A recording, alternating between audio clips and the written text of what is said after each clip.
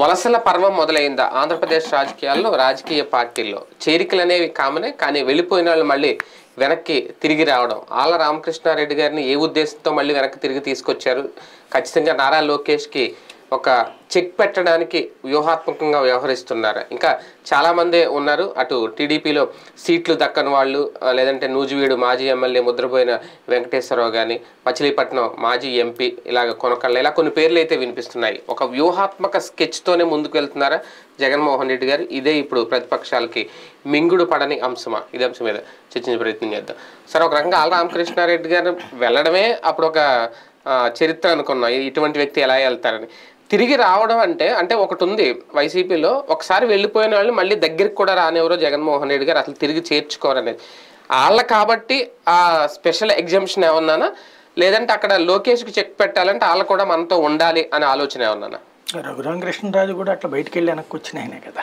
వెనక్కి ఎక్కడ వచ్చారు ఫస్ట్ వైసీపీలో ఉండి 2014 అప్పుడు చివరికి టికెట్ ఇవ్వట్లేదు అనేసి చివరి నిమిషంలో జగన్ ఎదురుగుండా కాళ్ళు మీద కాలేసుకుంటే ఊరుకోడు అహంకారి అది ఇదని తీవ్రస్థాయిలో విరుచుకుపడి బీజేపీకి వెళ్ళారు అప్పుడు వెళ్ళిపోయాడు ఆ తర్వాత మళ్ళీ 2019 ఎన్నికలప్పుడు ఫస్ట్ తెలుగుదేశం టికెట్ ఓకే అయింది రేపు పొద్దున బీఫామ్ ఇస్తాను అని చెప్పి లోకేష్ చెప్పినా సరే ఈయన చేయించుకున్న అంతర్గత సర్వేలో అక్కడ వైసీపీని గెలుస్తుందని తెలిసి ఆ పీకే టీం ద్వారా సీట్ సంపాదించుకున్నారు అదే ఆయన చెప్పేదని నన్ను పీకే పిలిచారు కాబట్టి వచ్చాను నాకు నేను రాలేదని ఆయన పీకే ఈయన పిలిచాడా లేకపోతే పీకే పట్టుకున్నాడా ఏదైనా సరే జరిగింది అదే అంటే ఆయన పిలవగానే రావాల్సిన నెసిటీ లేదు కదా తెలుగుదేశంలోనే ఉండొచ్చు కదా తెలుగుదేశం గెలవదని డిసైడ్ అయ్యాకనే ఇటు వచ్చాడు ఆయన అది క్లియర్ కాబట్టి అట్లాగే అంటే ఆయనతో ఈయన కంపేర్ చేయలేమేమో రఘురామకృష్ణ రాజు గారితో వాళ్ళని కంపేర్ చేయలేము అంటే ఎవరైనా నాయకులే కదా అంటే ఈయనైతే ఇంకా కుటుంబ సన్నిహితుడు అదే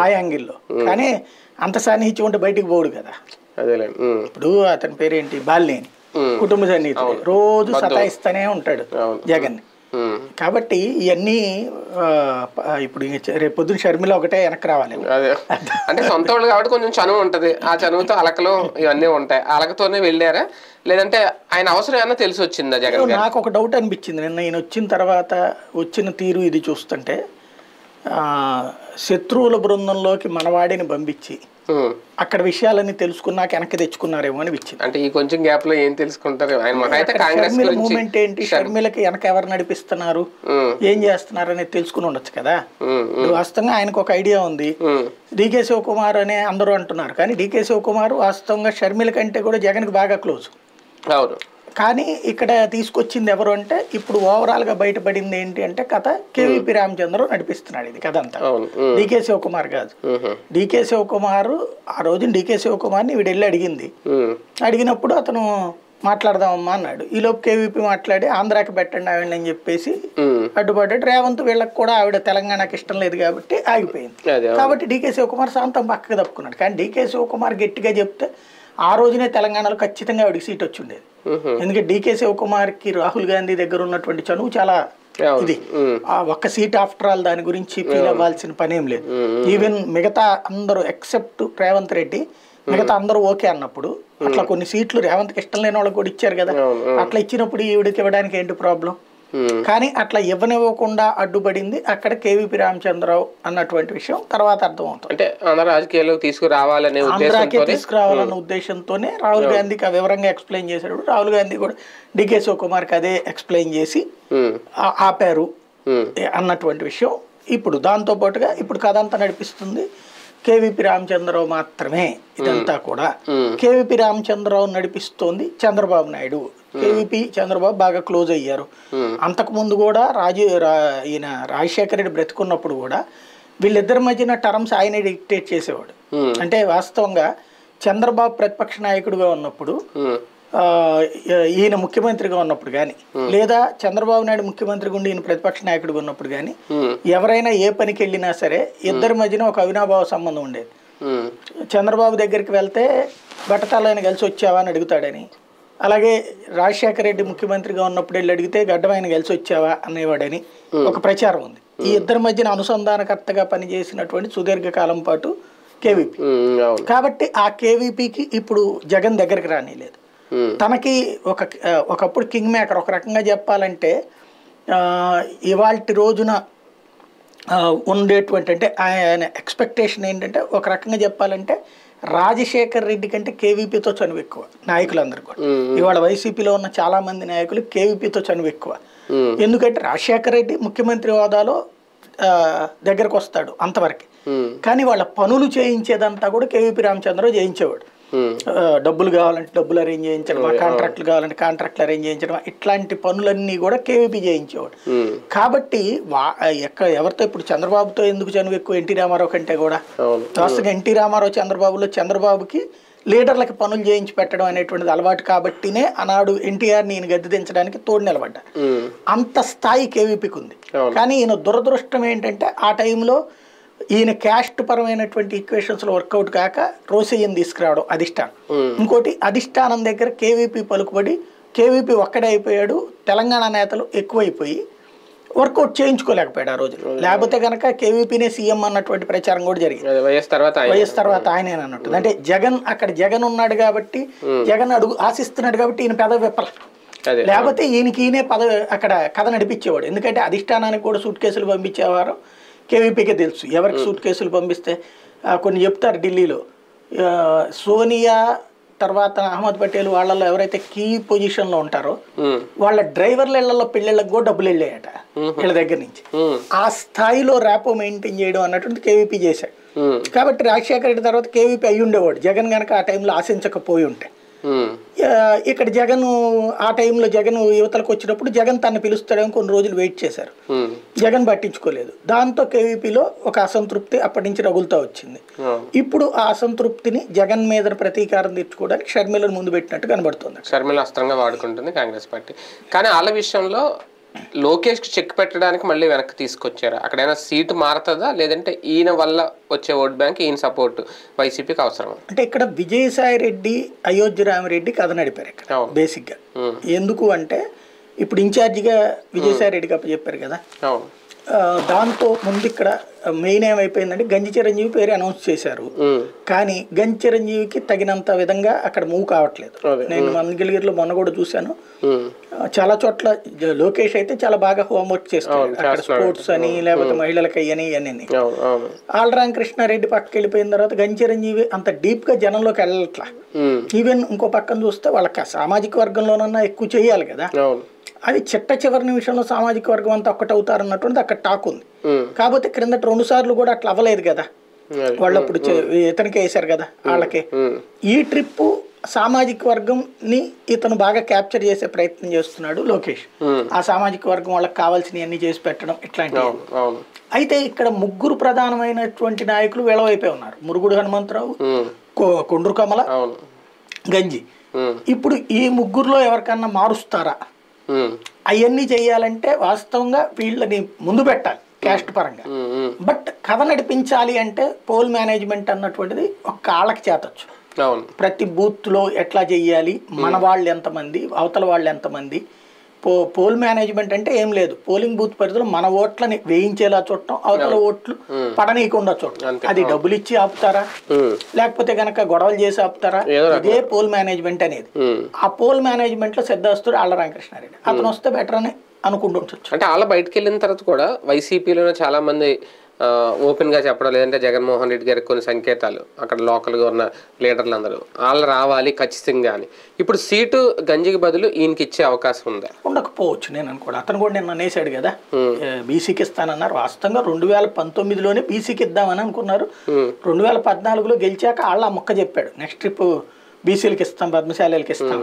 అయితే 2019లో లోకేష్ నుంచోవడం మూలంగా జగన్ పిలిచి నువ్వే పోటీ చేయి అని చెప్పడం వల్ల అతను చేశాడు. ఈ ట్రిప్ అతను చెప్పేశాడు నిన్న కూడా. అతను అన్నదేంటి, ఇదే అభ్యర్థి బీసీనే ఉంటారు, బీసీని గెలిపిస్తాం ఓసీ మీద అని చెప్పుకొచ్చాడు కదా. అంటే ఈయనకి వేరే కమిట్మెంట్ ఇచ్చి ఉంటారు. ఈయనకి 2 నియోజకవర్గాలు టాస్క్ అప్పచెప్పారట. ఒకటి పొన్నూరు, మంగళగిరి. ఈ 2 గెలిపించే బాధ్యత వాళ్ళకి అప్పచెప్పారట. మేబీ తర్వాత రాజ్యసభ ఇస్తారేమో, రాజ్యసభ కానీ లేదంటే ఎమ్మెల్సీ చేసి మంత్రి పదవి కానీ ఇవ్వచ్చేమో. ఒక రకంగా ఈ పరిణామం నారా లోకేష్కి అన్న థ్రెట్ అంత పెద్ద ఏముండదు. అంటే లోకేష్కి కొత్తగా బలము లేదు, బలహీనత లేదు. అంటే ఇప్పుడు బలం పెరిగిందని కదా, అట్లా ఏముంటది. ఇప్పుడు వాళ్ళ పోటీ చేస్తే ఒక బలం ఉంటది, వాళ్ళ పోటీ చేయకపోతే ఒక బలం ఉంటది. లోకేష్ తన పని తను చేసుకుపోతున్నాడు. తనకి దీనికి వచ్చేటువంటి తేడా ఏం లేదు. వాళ్ళ రావడం వల్ల వైసీపీ కొంత స్ట్రెంత్. అవును, అదే ఆ స్ట్రెంత్ ఈయనకి థ్రెట్ అని. అదే అనేది ఆ థ్రెట్ అనేటువంటిది ఏ మేరకు ఉంటుందనేది చెప్పలేము. ఎందుకంటే వాళ్ళ డైరెక్ట్ గా అభ్యర్థిగా పోటీ చేయకపోయినా ఆయన సపోర్ట్ తో గంజి చిరంజీవిని గెలిపించే ప్రయత్నం అయితే చేస్తారు కదా ఇప్పుడు. అది ఈయనకి భయమే కదా. అంత భయపడతాడని నేను అనుకోను. లోకేష్ తక్కువ అంచనా వేయాల్సిన అవసరం లేదు. ఇప్పుడు బాగా మెచ్యూర్ అయ్యాడు మనిషి. అంటే ఆల్రెడీ ఓటమి చవి చేసిన వ్యక్తి అంత ధైర్యంగా ఎలా నిలబడ్డాడు, ఇన్ని మార్పులు చేసేస్తాడు. వాళ్ళు ఉంటాడనగానే నిలబడ్డాడు కదా. ఇప్పుడు ఇంకా అతను ఇంకేం భయపడతాడు? వాళ్ళు ఉంటాడనగానే భయపడినప్పుడు వాళ్ళే పక్క నుంచి పోటీ చేపిస్తాడు అన్నప్పుడు ఇంకేం భయపడతాడు? కానీ మంగళగిరి సీట్ విషయంలో వైసీపీ కూడా ఏమన్నా థ్రెట్ ఫీల్ అవుతుందా ఈసారి లోకేష్ దెబ్బ? ఇప్పుడు ఎలక్షన్లప్పుడు ఎవరికి వాళ్ళు ప్రతి ఒక్కళ్ళు కూడా స్ట్రాంగ్ గా ఎస్టిమేషన్సే వేస్తారు. ఇప్పుడు పులివెందులకి వీళ్ళు ఎట్లా ఎస్టిమేషన్ వేశారు చాలా రకాల క్రిందటిసారి, అట్లాగే ఇప్పుడు వీళ్ళు మంగళగిరి కుప్పంల మీద సీరియస్ గా కాన్సన్ట్రేట్ చేస్తారు. ఎందుకంటే మెయిన్ నాయకుల్ని ఎక్కువ కదలనీయకుండా చూడాలన్నటువంటి కాన్సెప్ట్ ఎక్కువ ఉంటుంది. అందుకనే లోకేష్ ఈ లోపుగా ముందు తిరిగి పడేసేసి రాష్ట్రం అంతా ఎలక్షన్స్ టైంకి అక్కడే కూర్చుంటాడు. ఇప్పుడు బ్రాహ్మణి కూడా తిరుగుతోంది ఈ మధ్యన మంగళగిరిలోనే. ఈ మహిళల కార్యక్రమాలు అనేవి ఆవిడ అంటే అంతా తిరుగుతుంటే లోకేష్ ని గెలిపించే కార్యక్రమం మహిళలు వెళ్ళకపోవడం. వాస్తవంగా నాకు తెలిసి గతంలో ఒక్కసారి ఇలాంటి బాగా సీరియస్ గా జరిగింది జమున పోటీ చేసిన టైంలో. నా చిన్నప్పుడు చూశాను, ఇంటింటికి వచ్చి బొట్టు పెట్టి మరి పిలిచెళ్ళింది, కానీ ఓడిపోయింది అనుకోండి. జమున పోటీ చేసింది ఆ రోజులో కాంగ్రెస్ తరఫున. అప్పుడు వీళ్ళే గెలిచారు, ఇది కమ్యూనిస్టులే గెలిచారు. కాంగ్రెస్ గెలవాల. ఆవిడ జమున కాంగ్రెస్ తరఫున పోటీ చేసింది. అక్కడ ఎప్పుడు కూడా వీళ్ళకి అదే సమస్య అనమాట. తెలుగుదేశం గెలిచింది అనేటువంటిది లేదు అక్కడ. మున్సిపాలిటీ ఇట్లో నడిచింది. కానీ ఇప్పుడు ఫస్ట్ టైం గెలవాలన్నటువంటి కసితో పనిచేస్తున్నాడు లోకేష్. అందులో పోయిన చోట వెతుక్కోవాలన్నటువంటి కాన్సెప్ట్ అక్కడ వాళ్ళకి కూడా నచ్చింది. ఇంకోటి ఏమైపోయిందంటే మంగళగిరి నియోజకవర్గంలోనే ఈ రాజధాని ప్రాంతం ఉంటాం. ఆ టైంలో ఊపులో బాగా కాస్ట్ పెరిగినాయి. రోడ్ల మీద కానీ అవన్నీ ప్రాపర్టీ కాస్ట్ విపరీతంగా పెరిగింది. మంగళగిరిలో ఎక్కువగా పద్మశాలీల తర్వాత వ్యాపారస్తులు ఎక్కువ ఉంటారు, వ్యాపారాలు ఎక్కువ ఉంటాయి. ఆ వ్యాపారస్తులకి మంచి బెనిఫిట్ అయింది ఆ టైంలో. రేట్లు, ఇళ్ల స్థలాలు రేట్లు పెరగడం అవన్నీ కూడా. ఇప్పుడు ఎప్పుడైతే 3 రాజధానులు అన్నాక అక్కడ డౌన్ అయిపోయింది. దానితో పాటు ఆళ్ళ రామకృష్ణారెడ్డి వచ్చి ఇప్పుడు అక్కడ మెయిన్ రోడ్డు ఉంటుంది. మనకి మంగళగిరి ఓ పెద్దగా ఏమి ఉండదు. మొత్తం సరిగ్గా చెప్పాలంటే ఓ ప్రధానమైనటువంటి రోడ్డు, అటు ఇటు రోడ్లు. ఇప్పుడు హైవే వచ్చాక ఇటు పక్కన ఒక హైవే, అటు పక్కన ఒక హైవే. కానీ మధ్యలో వచ్చేటప్పటికి అంటే అటేమో మన మెయిన్ హైవే, ఇదివరకు ఇటు పక్క నుంచి ఉండేది హైవే. ఇప్పుడు ఊరు ఎక్స్పాండ్ అయింది బాగా గతంతో పోల్చుకుని. నాకు చిన్నప్పటి నుంచి అక్కడ తిరిగిన వాడిని, అక్కడే ప్రతి సెలవులు అక్కడే ఉన్నవాడిని కాబట్టి నాకు ఊరు బాగా తెలుసు. ఇదివరకు ఆ ఊరు చివరిన థియేటర్లే ఊరు చివర అనేవాళ్ళు. అట్లాంటి థియేటర్లు దాటిపోయి ఇప్పుడు దాదాపు ఎన్ఆర్ఐ కాలేజీ దాకా ఎక్స్పాండ్ అయిపోయింది. అదంతా కూడా ఈ ఒక కాన్సెప్ట్ అయితే, ఇప్పుడు ఈ వ్యాపారస్తులకు వచ్చేటప్పటికి రేట్ల పడిపోవడం అన్నటువంటిది ఒకటి. రెండవది ఏంటంటే వీళ్ళు ఆళ్ళ రామకృష్ణారెడ్డి కొంచెం మొండిగా వ్యవహరిస్తాడు. ఇప్పుడు ఫర్ ఎగ్జాంపుల్ అక్కడ గుడి ఉంది, గుడి దగ్గర నుంచి వెహికల్స్ అట్లా కిందకు వచ్చేస్తాయి సాధారణంగా. పైనుంచి మనం గమనిస్తే గుడి నుంచి కిందకు వచ్చేస్తాయి. కానీ ఇతను అక్కడ గడ్డర్లు వేపించి ఆపేసేసి, అదేమంటే గుడి కోసం అని చెప్పి ఆపేసేసి ఇటు కింద ఇటు నుంచి రావాలి, ఇటు నుంచి సన్న రోడ్లో నుంచి రావాలి అక్కడ. అది పెద్ద తలనొప్పి. అది వ్యాపారస్తులకి ఇదివరకు అదంతా రోడ్ల మీద వ్యాపారాలు పెట్టుకునేవాళ్ళు, ఏది బండ్లు గిండ్లు అవన్నీ పోయినాయి. చిన్న వ్యాపారాలు అందరూ దెబ్బతిన్నారు. ఈవెన్ ప్రతి వ్యాపారస్తుడు రోడ్డు పైన దగ్గర పెట్టుకునేవాళ్ళు. ఎందుకంటే వెహికల్స్ అన్ని ఇట్టించిన మూమెంట్ వెళ్ళిపోతుంది, అట్నుంచి వెళ్ళేటువంటి తక్కువ ఉండేది. ఇప్పుడు ఆ మూమెంట్ అంతా మారిపోయింది. అంటే అనేక జీవితాలు మారిపోయినాయి. అంటే ఈ ఎట్లా ఉంటుందంటే గవర్నమెంట్ ఇన్వాల్వ్మెంట్ వల్ల కొన్ని మార్పు చేర్పులు అనమాట.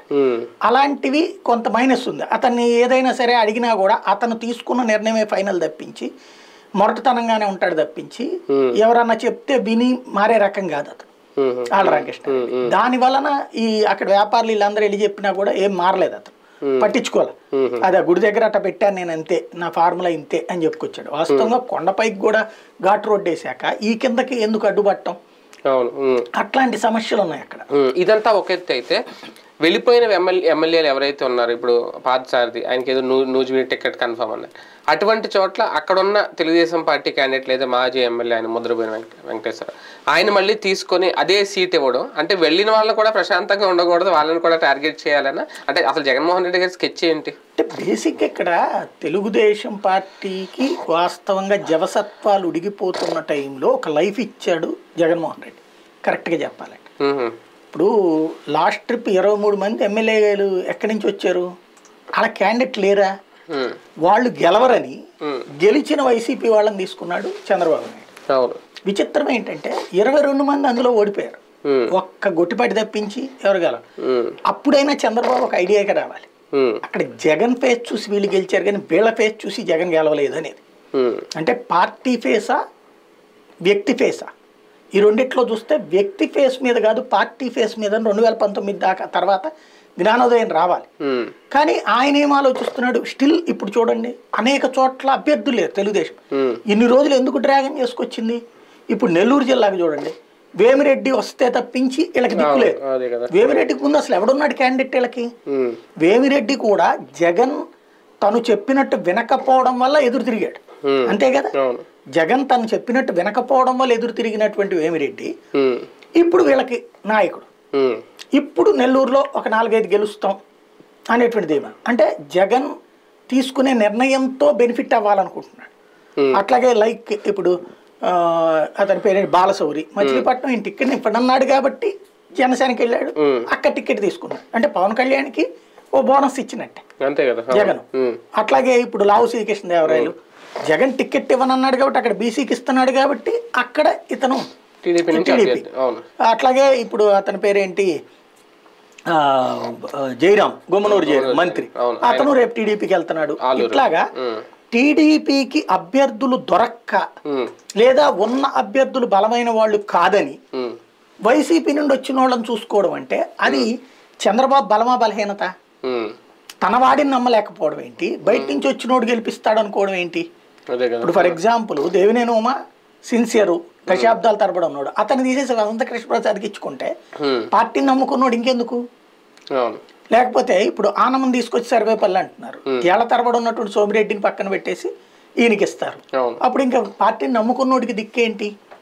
ఇప్పుడు ముద్రపోయిన 10 సంవత్సరాల నుంచి ఉన్నాడు, పోనీ ఎప్పుడు కొత్తగా వచ్చినోడుగా 10 ఏళ్ల నుంచి పార్టీని నమ్ముకుని ఉన్నోడిని తీసేసి ఇప్పుడు పార్థసారథికి ఇస్తున్నాడు. పోనీ పార్థసారథికి అక్కడికి రావడం ఇష్టమా?